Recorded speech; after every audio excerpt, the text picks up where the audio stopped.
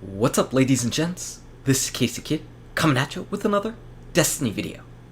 Today we're back to doing the Nightfall, and honestly, after the last few weeks of Nightfalls, this one feels like it's gonna be a walk in the park. And I know that that makes no sense because it's the Fallen SABER, and with the Fallen SABER that means that we have the war set at the beginning.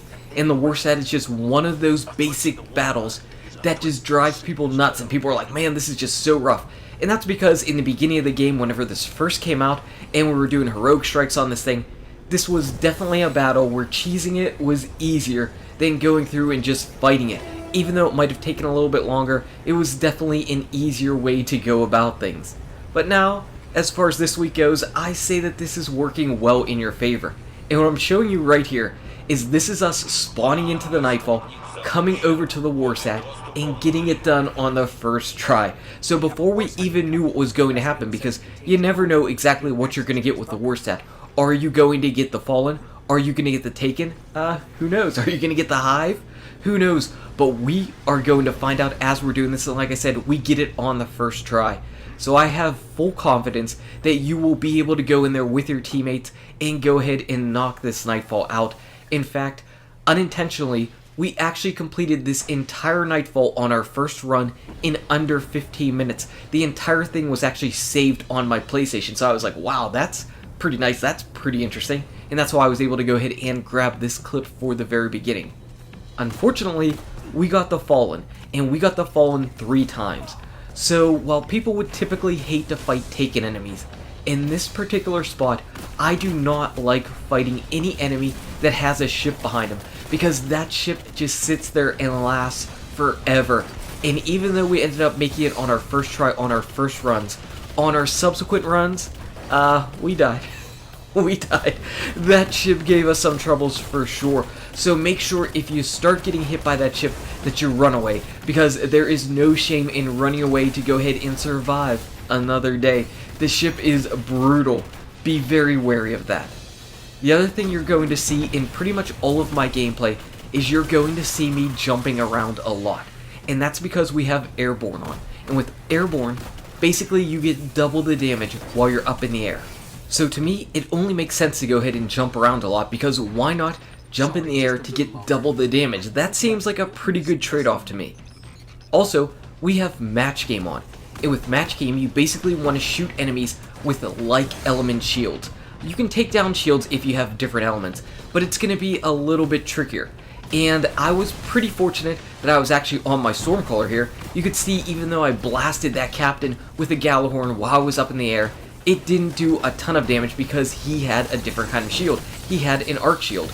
Now I've got my Stormcaller out, so don't worry guys, I got this. I got all these shields, all these enemies, they're nothing. I got this, guys. Don't worry, sit back. I don't got this, guys. I don't got this, guys. Devil, Pooj, you guys got this. I'm gonna take a break. I'm gonna take a little bit of a nap. You guys gotta get the rest of this. Oh man, and that's exactly how it went too. That is exactly how it went in the actual gameplay. Oh god, why do I make videos when I am so terrible? But yeah, so you definitely want to have a few different flavor elements on your character so you can go ahead and take care of some of the different enemies that are out there. I didn't really find that I ran into any problems. Gjallarhorn was typically the best thing for going ahead and blasting everything. Plus, Gjallarhorn's a really good weapon for doing with Airborne.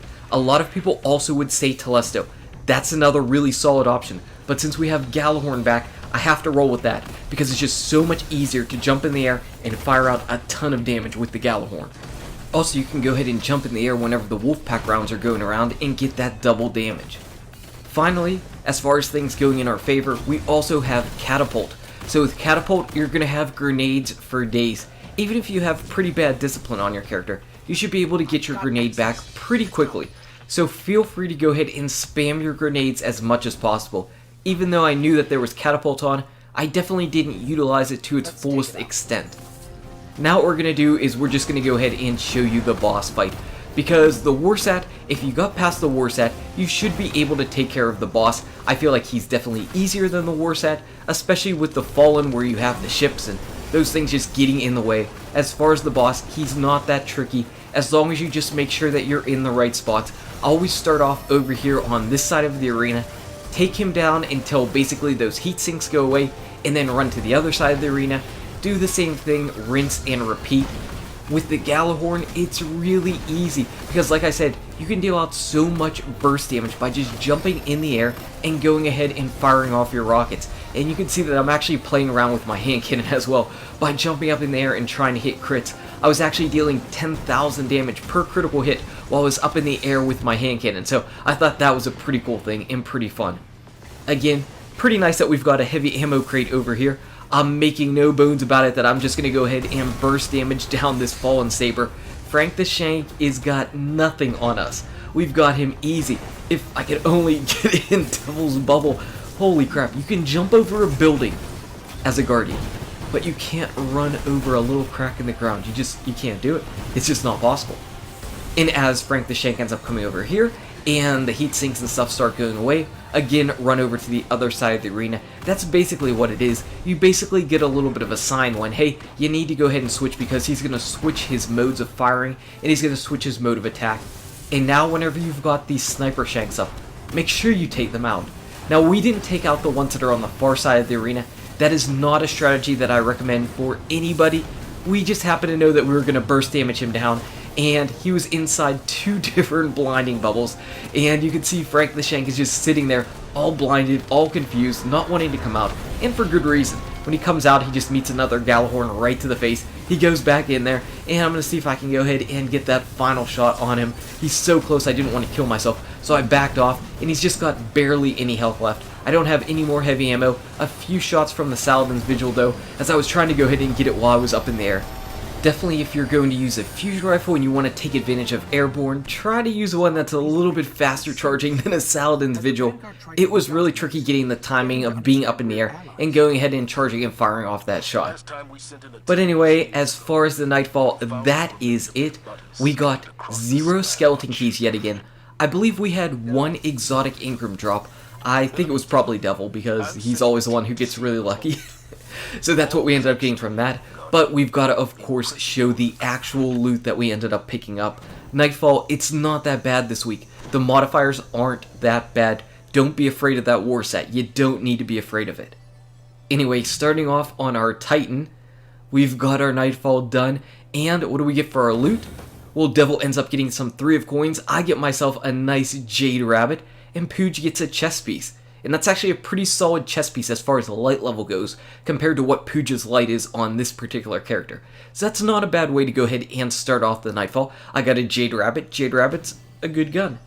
Now I know you can't see this character because he just blends into the background, but this is actually my Warlock.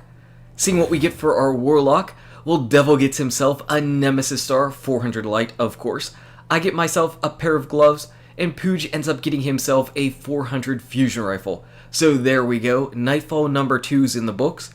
And finally, we're going to go head over to our Hunter. For our 3rd and final Nightfall, what rewards are we going to end up picking up? Holy shit. So yeah, there's that. Anyway, guys and gals, thank you so much for watching. If you enjoyed this video, smack that like button and subscribe to the channel. Check out these awesome videos. Good luck with your raids, your drops, your Nightfall, and I'll see you around in Destiny. #StrangeCoins.